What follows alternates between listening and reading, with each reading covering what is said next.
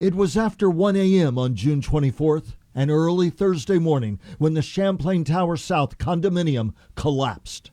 Immediately, search and rescue crews began searching for survivors in the rubble. We are working around the clock, and we have hope. Families waiting and hoping for any news. The victims were from 14 countries. Miracles happen. Miracles happen every day. And you know what? I still know that there's somebody there the next 3 days coming out of that rubble. Working on 12-hour shifts, rescue crews sifted through the wreckage, battling fires and rain. Just more than a week after the collapse, the decision was made, for safety reasons, to bring down the other side of the condominium.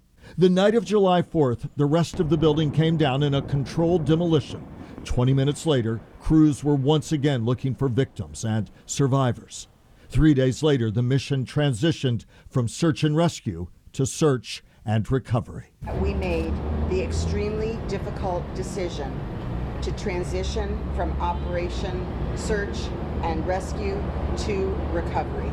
On July 26th, more than a month after the collapse, the 98th and final victim was identified. This as crews cleared the remaining wreckage from the collapse site. In all, 22 million pounds of debris were moved so investigators could use it, sift through it, to try to determine a precise cause for the tragedy. This past May, survivors and families of the victims reached a tentative settlement. Once approved by a judge, the plaintiffs will split nearly $1 billion.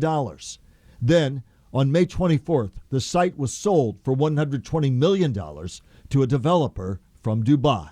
Obviously a little sad thinking that there's going to be this brand new high-rise building where my mother died, where my grandmother died.